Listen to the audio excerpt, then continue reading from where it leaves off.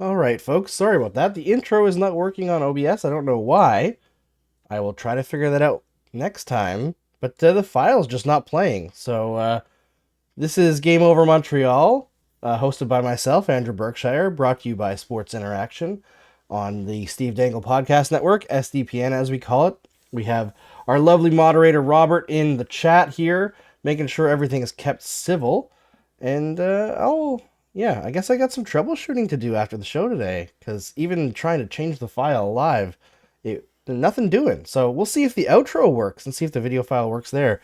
Or maybe I'll have to restart OBS after we're done here and figure it out. But we've got a great show for you tonight. The Canadiens come back from a 1-goal deficit in a wildly entertaining game for a 2-1 result against the Calgary Flames and win it in a shootout despite the fact that they blew a 4-minute 4-on-3 power play. And we're going to talk about that because you can't not talk about that. I feel like in the standings they should actually get -1 points for that. But we'll talk about that when we bring in Dimitri Filipovic and Ian Boisvert, who are going to talk about this game. We're going to talk about Jacob Markstrom versus Jake Allen, round 2. Again, both goaltenders fantastic. And we will talk about Cole Caulfield going down with injury, Josh Anderson and Uri Slavkovsky stepping up. And I want to talk a little bit about Nick Suzuki and what makes him so deceptive on the ice, because I feel like Dimitri is really good at breaking down individual players, so we're going to lean on him a little bit. I mean, it's something that I noticed in the game. But before we do that, you think you know the way it's going to go? Make your bet with Sports Interaction. Whether it's the World Cup, which is getting real exciting. I don't know if you guys saw, but Morocco, first African nation to ever qualify this far. Fantastic story. Hockey, football, or basketball, Sports Interaction has you covered. Bet pregame, live in play, or on one of our many prop bets. Sports Interaction makes it easy to deposit, play, and cash out. Join now and see all sports betting has to offer. You want to bet? Head to sportsinteraction.com/SDPN. That's sportsinteraction.com/SDPN. 19 plus. Please play responsibly. All right, I'm going to welcome in my amazing guests tonight. Welcome, Dimitri and Ian. How are you guys? I'm good, Andrew. Thanks for having us, man. This was a really fun one to watch, actually. After the one you made me watch last season when I came on your show, this was a nice little pleasant surprise. Yeah, I don't remember what game it was, but I know it was before Ducharme got fired, right? So it was not a good one. I There have weren't that not a game. lot of I have winners. I have that game etched in my brain for eternity. I think it was like a December game or maybe late November. It was against the Colorado Avalanche. They had like 18 shots on goal total. Ben Sherratt was very heavily featured on the first unit power play. Oh God. And it was a bleak watch. I remember after the game we got on and you were like, let's just like talk big picture stuff here because I don't think there was too much to break down from that one. I'm like, yeah, that sounds good. Yep. Yep. That's what we had to do. And Ian, your overtime curse stays with us. We're a little bit late tonight because every time Ian's on, it goes to overtime. Yeah, I think I've done 4 of these so far, and 3 of them have gone past 60 minutes. And then the other one was that god awful Sharks game. So look, if I'm sorry, I can't help it. I'm only starting to understand what any of this means. But I mean, at least they won this one. It was pretty fun. I had a good time. Yeah, I mean, and what I said on the last show, because we were kind of talking about when they came back, made it close against the LA Kings, and at the end of the game, when it looked like they might tie it, I just kind of had this thought in my head. I was like, don't. You got completely outplayed tonight. Just take the L, because you need to lose some games to get into the Bedard Fantilli Michkov lottery. But whenever a game goes into overtime, you've already got the 1 point in the bank. Just get the other one, right? Yeah. Have some fun. Those are the games that I want them to win. But when it's like they're fighting all game and they're not playing that well, just lose. Take the lesson of the loss and get what you're going to gain from it in the draft. Yeah, well, I feel like I was saying this on my podcast recently when I was talking about like teams' watchability rankings. And for this Canadiens team this season, it really feels like maybe they're winning a bit too much right now for the purposes of that draft stock. I still think it's a long season, like they'll get there. But Yep. some of these games are the perfect outcome, right? Where like the Canucks game recently, for example, where I know it's kind of disappointing to blow a 4-goal lead and all of that, but losing a 7-6 game in the grand scheme of things is kind of an ideal outcome because you wind up having that entertainment value. We played a fun game. We scored a lot of goals. Our young players are looking good. And you still wind up helping the big picture pursuit of a high draft pick as well. And that's where you want to get into, as opposed to getting into some of these like soul crushing games where it's just an utter slog and everyone's disappointed to be there and there's really nothing to like learn from it or gain from it. And so there was a lot of that last year. This year, it feels like they're doing a much better job of kind of having their cake and eating it too, almost. Yeah, just high event hockey would be nice. Last year, I mean, there was just no such thing as high event hockey. It was brutal pretty much from beginning to end. There were some nice moments towards the end when St. Louis took over, but yeah, I mean, from the beginning of this game, it felt like it was going to be a high event game. The score is definitely surprising, but both goaltenders were fantastic. I mean, Jacob Markstrom, if he ends up winning that game, like we're talking about a goalie who absolutely stole a game. And this point, he stole 1 point for sure. Because looking at where Montreal was getting a lot of their shots from, especially on that, unsuccessful overtime power play. But I mean, Markstrom was just really, really, really good in this game, as was Allen. But yeah, goaltending was a big factor in this one. Yeah, if Markstrom had somehow stopped the Josh Anderson tip-in goal, I believe this game actually would have overtaken Matt Murray's recent game as the highest goals saved above average in a single game ever, because according to Natural Stat Trick, the Canadiens had an expected goals for this game of 6 in all situations, and I believe Matt Murray's was like 5.94 or something like that, if I remember correctly, unless it was over 6, in which case, still, I mean, no matter what, respect to Matt Murray. That was incredible what he did against Dallas, but Jacob Markstrom has gone from I suck to holy shit. Well, and that I suck game came against the Montreal Canadiens, right? Right. True, and he was also he was decent in that game, right? He only allowed 2. It's just like they didn't get a lot of shots, and 1 goal was entirely his fault. Yeah. Well, he's had a tough year though in general. I believe his goal save above expected for the season before this game was in the negatives, and he had like an 890 save percentage, and that's just territory that is very surprising to see him in, especially considering that Daryl Sutter's Calgary Flames predictably have a good defensive system in front of them. And today, it actually was one of his biggest workloads, as you mentioned, the 6 expected goals against, in terms of how many shots from in tight he was facing. And that was like his best individual performance. So I'm sure for him, it must be pretty disappointing to come away with that with a loss next to his name, but he did pretty much everything he could individually. Yeah. Well, especially too, like that Suzuki goal in the shootout. Everybody knew that's the move he's going to do. Yep. Markstrom knew it, and he had his glove in the right spot. He just missed it. And that's like, right before that, the broadcast was saying, man, this might be the game that really turns Markstrom's season around. And then he immediately gives up that shootout goal. And then he gives up another one high glove to Doc immediately after that one. Like, I mean, goaltending, a lot of it is psychological. So like, you kind of have to wonder where he's at right now. I'm very curious to see what his post-game comments are after a game where he kept his team in it for 65 minutes and then just had it crumble away because Nick Suzuki did that thing he always does. I hope he can shake it off, just because he deserves to feel good about that game. Yeah. Well, as soon as he gave up the Suzuki shootout, he literally went like this. So I think that was pretty telling. It wasn't a feel-good goal, that's for sure. Especially because he called it. Like, that's the worst. I feel like that's one of those situations where the worst thing you can see as a goalie is a player like slightly flub a shot. If you've read the shot, and I feel like Suzuki just slightly flubbed it a little bit, and it didn't go as high as he wanted. Just trickled through there, but that's what happens sometimes when you get good chances. Breaking news here from reporter Uri Slavkovsky. He said he knows what happened with Cole Caulfield and that he'll be fine. So, Uri Slavkovsky, rookie and also rookie reporter for the Montreal Canadiens. Is he a reporter or is he a medical professional as well? Both. Everything. Yeah. Dr. Slav, Nice. If they He's gave the it to most Recchi, talented 18-year-old of all time. That's true. Oh, man. But, okay, so let's talk about the Caulfield hit quickly and how many accidental injuries there were in this game, because what the hell is going on out there? I think the Nazem Kadri hit from Suzuki was like accidentally on purpose. Like he meant to get in the way, but didn't mean to demolish him like that. Whereas obviously Chris Tanev, hopefully he's okay. That was brutal to watch. And Caulfield, I don't think Trevor Lewis even knew that Caulfield was there until the last second. I don't think Trevor Lewis knew where Trevor Lewis was. That's true Like too.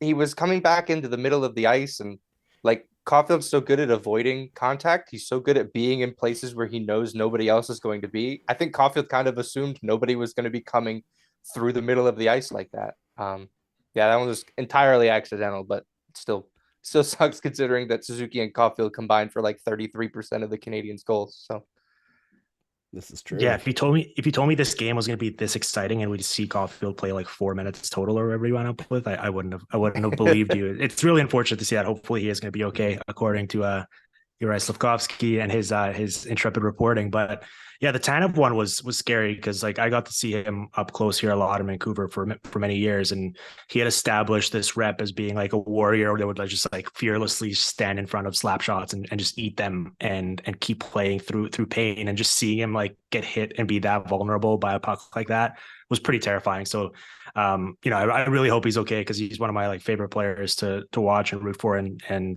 seeing anyone hurt like that is pretty miserable. But seeing him, especially like considering that I know that like he's not one of those guys to like milk it or kind of like be playing it up, like that was full value, that puck he took. And so hopefully he's gonna be okay. Yeah, it reminded me of years ago when Mike Green let one rip and it hit Josh Georges in the back of the helmet, and it left a puck impression in the helmet, but it hit him like the base of the skull almost. Hey, like that's a scary spot to get hit. And I think what drove home how serious it wasn't even that he was like laying down and hurt.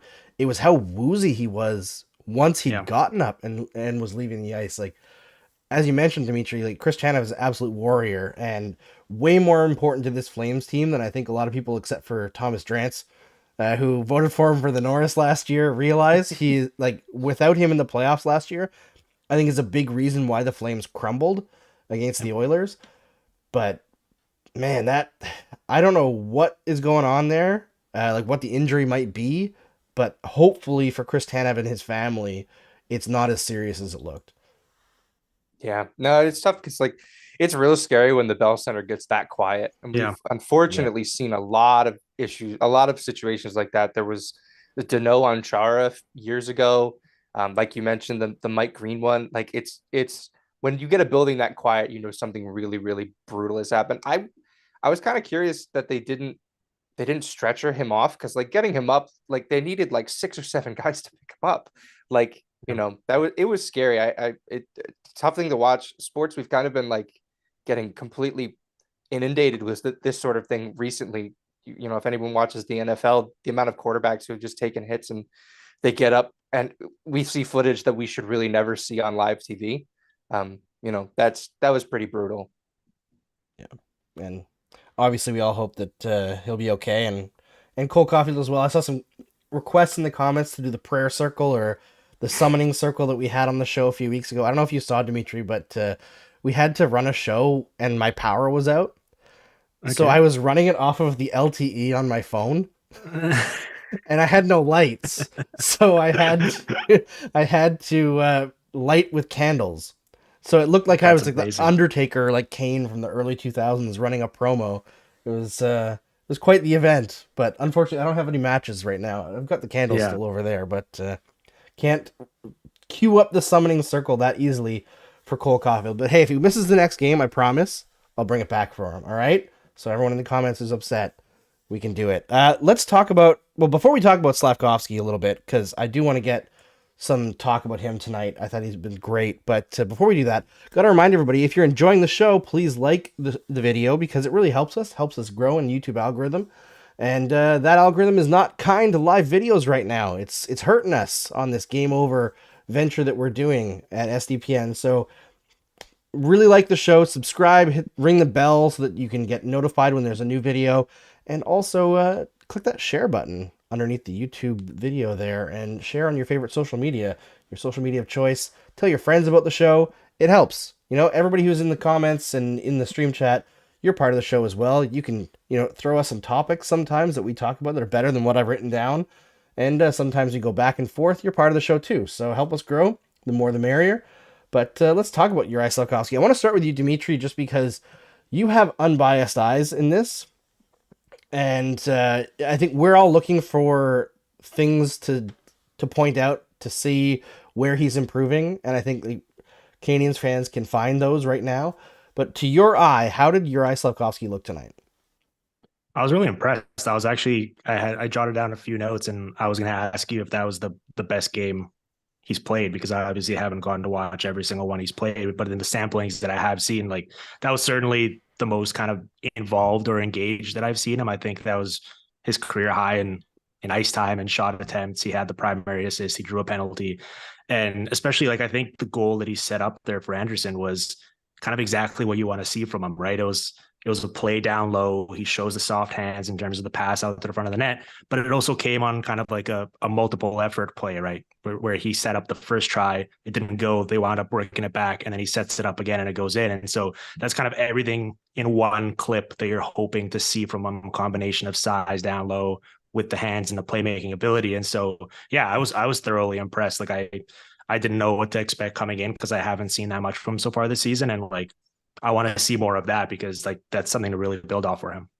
Yeah, I don't know how you feel, Ian, but I would say if it wasn't his best game, it was like top three so far this Yeah. season. Yeah, that's probably where I'd say it. And I mean, there's a very low bar because of just where he had been playing for the Right. vast majority of this season. Like, God love Michael Pezzetta and Jake Evans, but they are not Josh Anderson and Dvorak. So, you know, I really enjoyed his game. Like Dimitri said, I think around the boards he's particularly strong. I feel like that's an area he needs to get stronger at because this is his first time playing on North American ice. He's never played on this ice surface to this point. You know, he's used to having a little bit more cushion around the wall. I think that's why he takes a bunch of the bad hits that he takes. I think it's why he throws out a bunch of the bad hits that he takes. The hit that we saw on Matt Luff against Detroit earlier this year. Yeah, I really enjoyed his game. I really hope that this is a step in the right direction for him and he continues to play that kind of style. Yeah, I'm with you. I think that his strength continues to like grow a little bit. Uh, for a guy who's as big as he is, because I think he's tied with like maybe Arbor Xhekaj as like the heaviest guy in the league now, which is crazy when you look at how strong Xhekaj is compared to Slavkovsky. But like I've seen a lot of veteran reporters being like, "Oh, he's so weak for his size," but he's an 18-year-old. And I think there's just a huge difference in terms of like physical maturity, even at the same weight, between an 18-year-old and like a 26-year-old. Not that Xhekaj is 26, but if you understand where I'm going for, like Yeah. a prime age guy it's a different kind of muscle, right? It's not quite old man strength, Yeah. but it's different. How much is he listed at? I'm really curious to I hear you say believe that. before the season, I think it was like 238.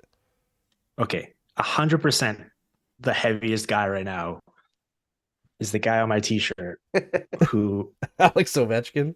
is packing on an insane amount of just like dense weight on his frame. Like I've heard all like the rumors of like how much he actually plays at compared to like what's reported, and it's significantly higher than any of That's the awesome. any of the stat sites would indicate. So, but yeah, listen, yeah, you're right. Like it's gonna take him time. I think it's also gonna take him time to like not only get stronger but learn how to use it in a functional way, as Ian's saying there, and watching what someone like Kirby Dach did today, for example, and seeing the strides he's made this season, like how many times just tonight alone did he get the puck and kind of like take it around the net or skate around the offensive zone and use his frame to keep the puck away from people and basically shield it and protect it. Like you have to learn that by trial and error and learn it on the fly in the NHL. And so that's only going to come with more reps. So I'm not worried about that at all. I think it's a natural progression for him. But yeah, seeing like the signs that it's coming together is always like super encouraging.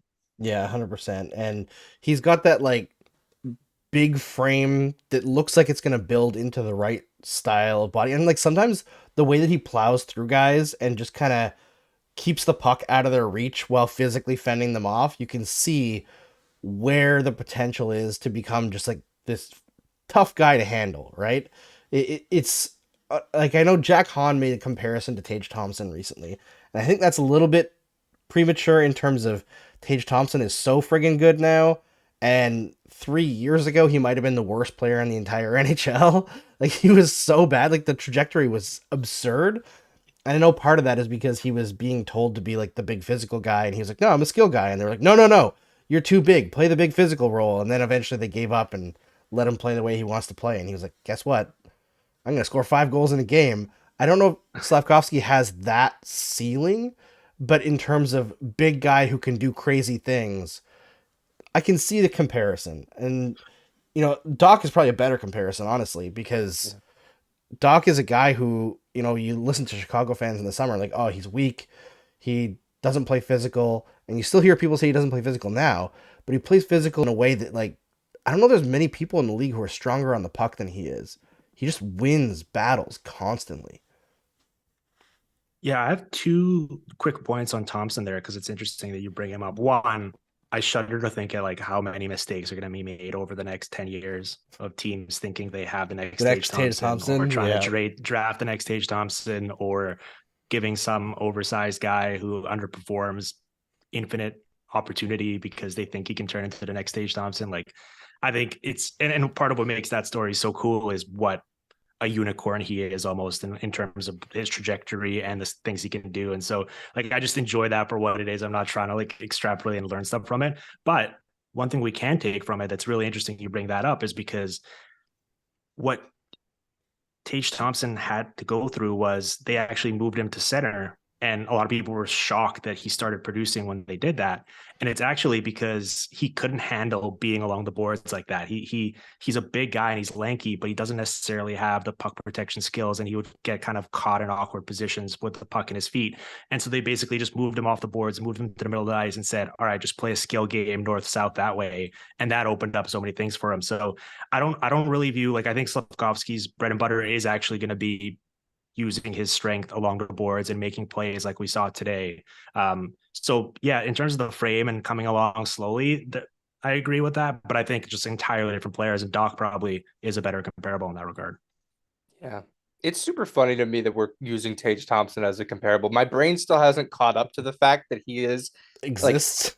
a Yeah. premier forward in this league. Like I'm still thinking of, wow, I can't believe they traded Ryan O'Reilly for this guy. I'm still like when he was traded, because I'm from Connecticut, I was like, oh, he went to UConn. That's cool.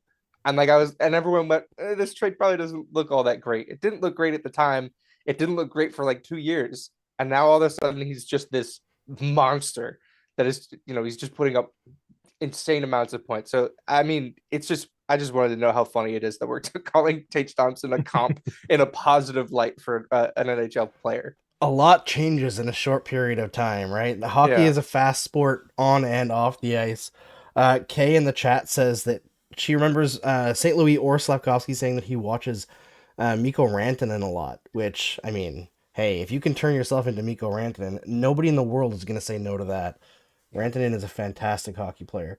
But yeah, Slav, I think tonight also the eye test and the stats agreed with each other. He actually led the Canadiens in, I believe, expected goals and shot attempts relative to team. Him and Josh Anderson seem to have something going. I mean, anytime you can get Josh Anderson going, that's an accomplishment. Not to totally trash him, but Did you see that clip I posted? Yes, I that did. cracked me up so hard. Oh my oh god. god, who was it? Was it Armia at the blue line in a board battle? And Anderson's just like, I'm done. I'm going for a line change. He skates by and it's funny. He comes into the frame. He like looks over. He's like, nah, not today. And just hops over the boards. So good. Well, speaking of Armia, I don't want to hijack your show, but I did want to talk about why he was being used in such high leverage moments on the power play. Because he's right-handed. Yeah, fair enough. I think that's it. I think that's as deep as it goes. Oh man. Yeah.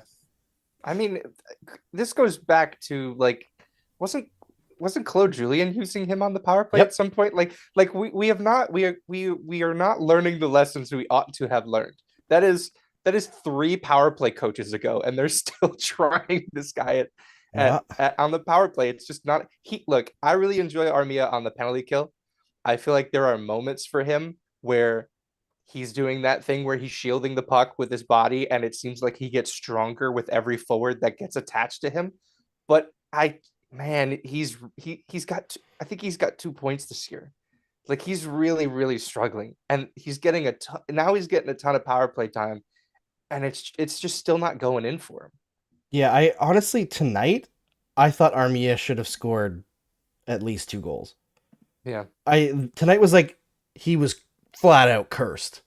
Like Yeah. some sort of like That's you could say that for his entire career, though, that. I man. mean, sure, Mhm. but like a few years ago he was scoring like 13, 16 goals a year, right? Right. And Yeah. the last couple years, last year he kind of had a better time at the end of the season when there was no real stakes.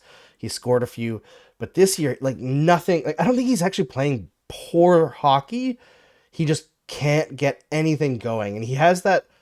You know the difference between like a good goal scorer and a guy who can like score in bunches once in a while is just like the speed of release and like the Yeah. ability to take the puck and immediately shoot instead of like cocking it back and Yeah. you know you lose that half second and all of a sudden a stick's in the lane or a shin pad is in the lane. There's that hurts Armia as well because he doesn't have a one timer, which kind of kills his usefulness on the power play. But also he's that guy that in practice you watch him and he's like, oh, I'm gonna sit like from the net and one hand wrist shot the puck through the camera hole from like 20 feet away and you see all this skill and every year reporters are like, oh my god, this guy, he's gonna break Yeah. out, and teams probably too look at him like, oh, this giant body dude who can play physical and he has all these skills, and it gets into a game situation and he's like, I don't know, some sort of Windows 95 computer that gets a virus and shuts itself down all the time. I don't know. Like I think Armia is at his best when he just keeps his game simple. Hmm. The problem is he's paid like a Yeah. like number 4 or number 5 winger in the NHL, and he's Yeah. just never gonna be that. Yeah. He got Lekkonen's contract. Yes. Yeah. Yeah, he's a I mean, I think he's a useful player. I've been a fan of Armia for a long time. I gave up on the idea that he was ever going to realize that scoring potential and put the flashes together for an extended period of time. I view him as like this is a useful player, so I don't mean this is a knock, but I view him as a player you send out there and hope nothing really happens in terms of the score sheet for 40 seconds at a time, which is useful, Yeah. especially for this team. Just probably not in high leverage scoring situations where you actually want to try to score, Yeah. which some of these power plays were. And so I think that's my issue with it more so than trying to critique him as not being a useful player or not deserving to be on the ice. It's just in those specific moments, I think you can be more ambitious than just handedness. Yeah. And Yeah, I think 100%. he was really on one in that Canadian division season Mhm. before Tyler Myers brained him at the end of a hockey game. Right. Like he was really looking like he was going to take off. And I think he's 2 or 3 concussions deep since then, which never helps matters, but No. Yeah. so it goes. Yeah, and the other thing is like when you look at when he's been most effective, I feel like it's usually on the fourth line. Like if the Canadians were to retain half of his salary, I think they would still at this moment, because he's big and because he has a history of good like playoff numbers, get something for him. I think people underestimate how much value Armia has across the NHL. It's just that he has value on a cup contender as a luxury player. And not so much on a team where he's going to have to be relied on to score. And that's kind of the issue. I mean, look at how many players are missing from the Canadians. Like I was going to write it down, I forgot, but there's like Monahan, Matheson, Savard, now Caulfield. Like there's a lot missing in terms of scoring punch and transition ability in terms of Matheson. I know Savard's not a great player anymore, but he's was playing huge minutes Yeah. this season, Yeah. so that puts more pressure on other guys. It's just the fact that they played so well in this game should probably be the bigger story that we're talking about instead of Yoel Armia. But let's talk about the power play in and of itself, because that 4-on-3 power play, they had some chances, but watching them be so passive is just painful to me on a power play where like you're in overtime, like you have 4 minutes, you don't have to rush it, but take charge.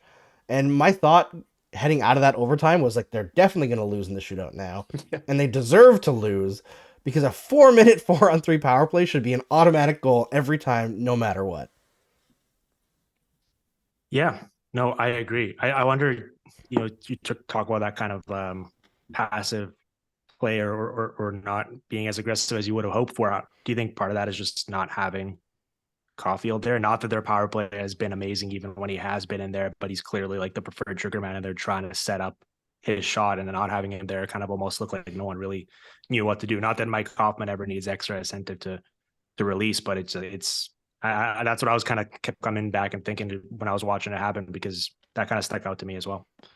Yeah, they were definitely discombobulated from the lack of Caulfield, but like Nick Suzuki is usually the one who like dominates the puck on the power play anyway, and it seemed like he couldn't decide which side of the ice he wanted to be on. Yeah, he switched a lot. Yeah, he did switch a lot, and maybe credit to the Flames for killing penalties pretty well, but I thought I saw a lot of open lanes there. They just weren't willing to take the risk to do, and I guess when you're running, like Mike Hoffman gets too much hate from myself included, and Twitter was on one tonight, like just absolutely ripping him a new one because of his little behind the back pass on, I think it was on the power play that gave the Flames a little break there. But I don't know, like between him and Armia, like you've got to have guys that are decisive on a power play, right? And Hoffman is decisive if he's put in a position to just shoot. Like you're here to get the puck and just shoot. But if he has to make plays, he's too tentative. And Armia, like, he just doesn't belong there.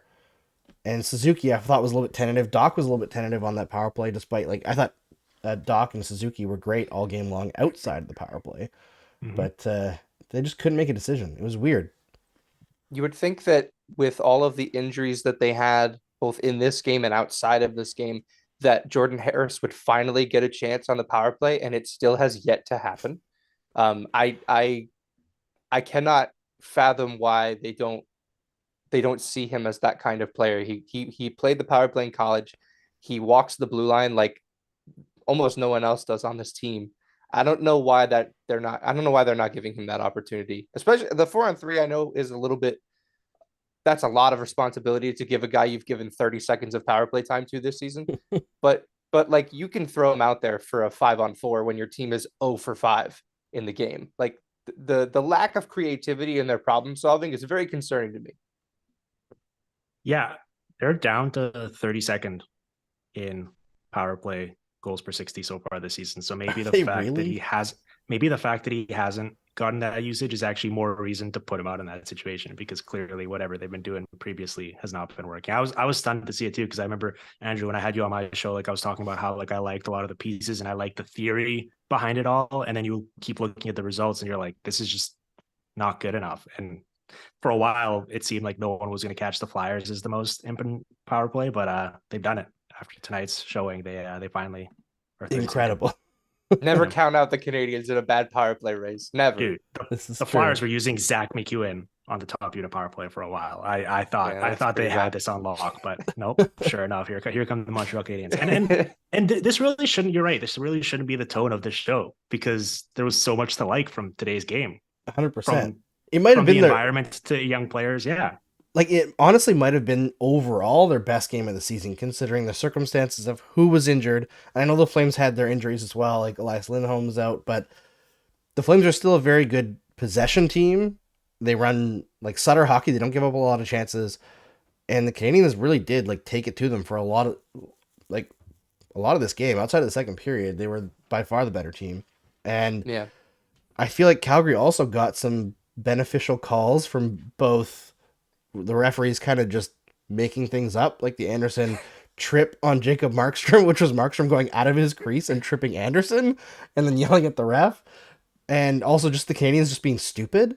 Like Doc at the end of the game there, he's like, I'm just going to slash this guy's stick 200 feet away from the puck and then also catch their feet and fall over. It was like, I don't know. I feel like the Flames had opportunities they didn't earn in this one.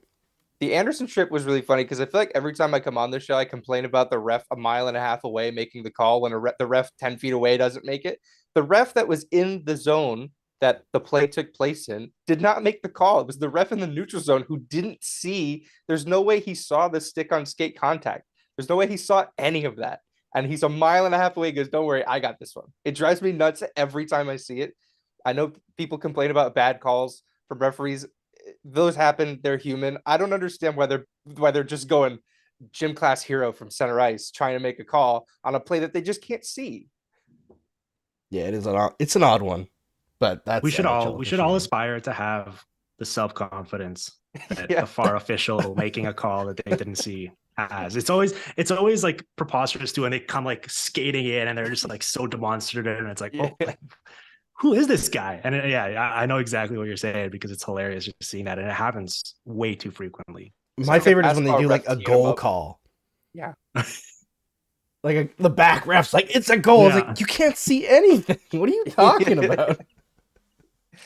Yeah, it's really cool. It's a great sport. Yeah. It is. More off ice officials. I've been campaigning for this for years now.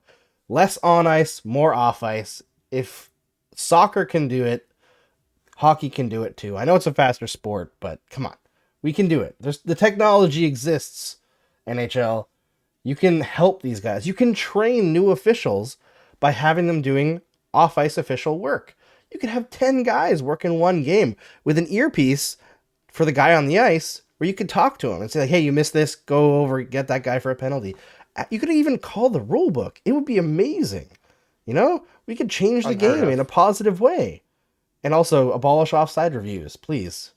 Enough of this garbage. All right, we got off track, or I did. I wanted to talk about Nick Suzuki because obviously he scored in the shootout tonight. Overall, good game from Nick, but without Caulfield there, doesn't have his usual trigger man. Although Doc in the shootout has a lot of people saying that he needs to shoot more after showing those hands. He does need to shoot more.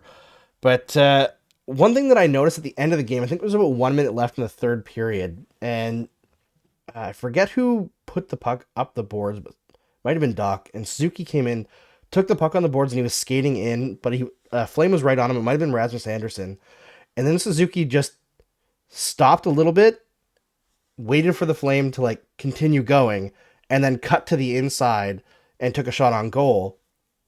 And it's those little speed changes that I'm not comparing talent level in any way, but it reminded me of Joe Sakic, who used to do that all the time. That's how he would create space in the offensive zone. He'd break into the offensive zone with speed, slow down, and then wait for defenders to react, and then speed up again. And he'd create so much space for himself by just creating lanes and driving towards them.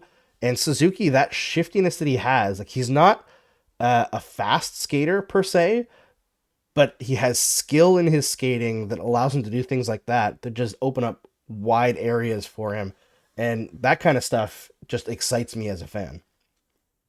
Yeah, I was gonna say I can't say that I saw the Sakic comp. I was actually gonna say it's a bit Datsukian for me, where like it's weird to, it's almost tough to put into words. Like you almost need to like see visual evidence of it to be like, aha, like that's exactly what I'm talking about. It's tough to describe it, but he basically gets to wherever he needs to do it, and he makes other people look like they're off balance. And so it almost speeds himself up, even though he's not necessarily skating that fast himself. And so that's like a really cool quality. And yeah, I don't think that's, I mean, I'm sure you can work on it, but that's just one of those things that I feel like you're almost kind of like just bored with. Yeah, And you're others aren't, thinking. and that's what makes them special. Yeah. Are you thinking of the Datsuk Logan Couture highlight? Cool. Yeah. I think he makes, I think he, once again, I don't want to compare the two players because I think like Datsuk's a goat, but Yeah. the way he makes like other players uncomfortable sometimes, it really makes them kind of like look off balance. And you're like, it's weird that like this other professional hockey player looked so poor on this one clip. And it's because he almost has a way to just like, he puts the pucks in their skates and he changes speeds and directions, and it just kind of throws them completely off kilter. Yeah, 100%. I don't know if I have much to add there. I think that just the way that I think the way he skates is enables him to make those kind of moves. He has a very wide base when he's skating. Not in a sense where he's like overly spread out like we used to see Galchenyuk. Like he was, his skates were as far away as they could possibly get at all times. Yeah, and But he he's wouldn't got move such, his legs when other guys would come to check him and just take his knee out every time. Yeah. Guys, be careful. As soon as you mention Alex Galchenyuk's skating base, I've heard Jack Hahn just appears out of nowhere and just starts like yelling at you about it. So it's his favorite careful. thing. Ian, you're treading on some very dangerous waters here. I'll watch my tone.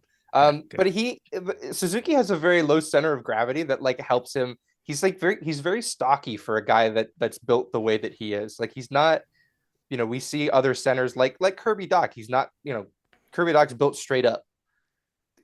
Suzuki, I don't know how to explain it, but he's built way more stocky. He's And thick I think it with enables two him to C's. yeah, two C's. Yeah, one on his chest. Yeah, They got to stop calling him Slick Nick. It's Thick Nick now. Thick Nick for sure. Yeah, Thick Nick energy 100%. All right, Yeah. come on, chat, get that going. Start. We're gonna hashtag Thick Nick on this episode. Good stuff. Good Gonna stuff. get censored by YouTube.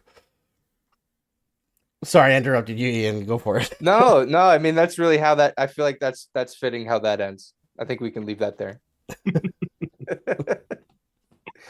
All right, you know what? We didn't even talk about Jake Allen.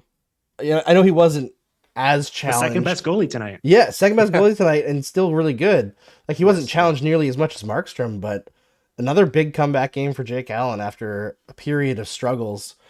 I saw some questions earlier in the chat asking like why they're riding Jake Allen so hard. I think this game specifically, he was always going to start because there's a back-to-back coming up, and then he played so well against Calgary. Was it a couple weeks ago? Last week? A couple weeks ago, I think. So this one, it makes sense, but they do need to start getting Montembeault in there a little bit more. Agreed. Montembeault's been good. Yeah, outside of the end of that Canucks game, Yes. where Yeah. I can't even fault him because literally every single player on both teams completely lost composure and every shot was a goal. Yeah. Like, that was a fantastic game to watch, but probably the most annoying game for coaches. Yeah. I went to bed after the second, so I was like, they're up 4-2. I think we're safe. I woke up and I checked the score, and I was literally, I thought I couldn't see. I was like, there's no way that says 7-6. Like that has to be broken. Yeah, but outside of that, Montembeault's been really strong. 100%. It's All right. So wait, one note on Allen. So before this game, I don't know how many expected goals the Flames had today. Evolve in Hockey has Allen at like 5 goals save above expected for the season before this game, with an 896 save percentage. I can't That's say that I've crazy, ever eh? seen. I can't ever say that I've seen those two numbers back to back like that before. I know this year is like an entirely different scoring environment than we've ever really seen, especially since the data goes back to 2007. But that's crazy. A sub 900 like that with like one of the better goal save above expected in the league. That's pretty rare. Yeah, it is. feel like- It's really weird. The Flames had 2.84 expected according to Natural Stat Yeah, Trick. so it tonight. went up. Yeah. Another big game for Jake Allen. And it's like, where was I talking about this? I don't even remember. I can't remember anything anymore. 2 children gives you brain damage. But I was talking about like our evaluation of goaltenders has to change drastically because for the three of us, for sure, I don't know about the fan base demographic, but for the three of us, for sure, we kind of came into hockey coverage at a time when the average league save percentage was like 915, right? Yeah. And this year it's 904. So what was average 10 years ago when like Carey Price was winning a Hart Trophy, I guess it was like 8 years ago, now is spectacular. Like a 915 goalie now is an upper echelon goalie. Like a 905 goalie in 2014 is garbage, and now they're better than league average. So you can have games in the 80% and actually still be really good. And it's weird. You have to actually understand, I think, more of the advanced metrics now that the game has shifted so drastically than you had to 10, 12 years ago, which is kind of Yeah. cool. Yeah. I also just think Yeah. like from a situation standpoint, and I don't think I have the data immediately to back it up, but I feel like the games where Allen gives up a lot of goals, he doesn't see a lot of shots, and the games where he doesn't give up a lot of goals, he sees every shot. He's got the Halak syndrome where like if he sees 40, you're winning. Like that's the way that the game is going. But like if he sees 16, 17, 18 shots, like for whatever reason it just doesn't work out for him. So I'd like to see that play out a little bit more, but like if you get him over 35 shots, I feel like you're winning the game most nights. Yeah, I was trying to find my copy of the game because my bookshelf's right here, but I can't see it. But Ken Dryden has like a whole chapter on that in his book, talking about how there's good team goaltenders and good bad team goaltenders. And Jake Allen might be a good bad team goaltender that like he likes to see a bunch of rubber and that's when he excels. But when it's like a tight game where he's not seeing a lot of shots, like he can lose his composure a little bit. Maybe that's the issue with Jake Allen. Although I think also when he gets overworked, he just loses focus a lot during the game. Yeah, it's true. Yeah. All right. Anything else stick out to you guys before we close this out? For me, no, not off the top of my head. Yeah, I wanted to talk about Docs, Slavkovsky, Markstrom. I think we kind of hit most of my major talking points. I'm not sure. What about you, Ian? I just as a Jordan Harris truther, I would like to say that he had a fantastic game. I really enjoyed watching him play. On the Anderson goal, the Flames were going for a home run pass to Kadri, and he not only broke it up but turned it into a controlled zone entry, and they scored immediately afterwards. So just a really strong night for him and Kovacevic, who robbed them of a 2-on-0 backdoor pass. So I really like that pairing, but I really want to see more of Jordan Harris. He's a lot of fun to watch. Yeah, it's nice to see him rebound a little bit because I think he's struggled since they started Yes. doing the rotation of the rookies. Whereas agreed. like Xhaka, I think has kind of solidified himself by feeling like he no longer has to prove that he's gonna like earn a spot every game. He seems to be settling down a little bit. But Yeah. it's nice to see not Evans, sorry. That was my next point. Harris settle in a little bit as well and get back to what was so good about him earlier in the season. And I wanted to shout out, of course, what I just missed. Jake Evans had a really solid game tonight, especially on the penalty kill. So it's nice to see him get his groove back a little bit after a really rough start to the season, especially offensively. But we'll see if the offense comes a little bit for him as the defense comes up. But thanks, guys, for joining me here tonight. Thanks to everyone in the chat for joining in and helping us out. And before we go, first Dimitri and then Ian, tell everybody where they can find your work. Oh man. All right. This is going to take a while. You can follow me on Twitter at Dim Filipovic. Listen to my show, the Hockey PDOcast, which is on daily every weekday now on the Sportsnet Radio Network, and read my work at Elite Prospects Ringside. And I wanted to, since we are on YouTube as well, I've started up a YouTube channel at the Hockey PDOcast, which is basically just taking my Twitter mixtapes that you've probably seen and just blowing them out and making them even longer and posting them there as well. So if you're hanging around after the show on YouTube and looking for some hockey highlights to kill some time with, hopefully you'll go check that out and like it and subscribe to that page as well. And you can find that link in the description to this video if you're watching live or on the replay, or in the description for the podcast if you want to open that up as well. And check out Dimitri's mixtapes because they're always good. And as Noob Gaming says, please subscribe. All right, Ian. Mine's quick. At maybe it's Ian on Twitter. Subscribe to the Build where you find podcasts. I think it's just about everywhere. All right. Thank you, gentlemen. Thank you, everyone. We'll see if the outro works here because I don't know. The intro didn't work. Who knows what's going on with OBS? So we'll see you on, I guess, Wednesday as the Canadiens start a back-to-back. And if you're enjoying this, well, why not stick around for more Game Over shows? There's other stuff on tonight. I think there's other Canadian teams playing. We've got Game Overs live for every market on SDPN right now. And make sure you subscribe. Hit the like button on the YouTube video. Subscribe to us as a podcast. All that fancy schmancy stuff to help us out. We'll see you on Wednesday. Game over! Powered by Sports Interaction, Canada Sportsbook.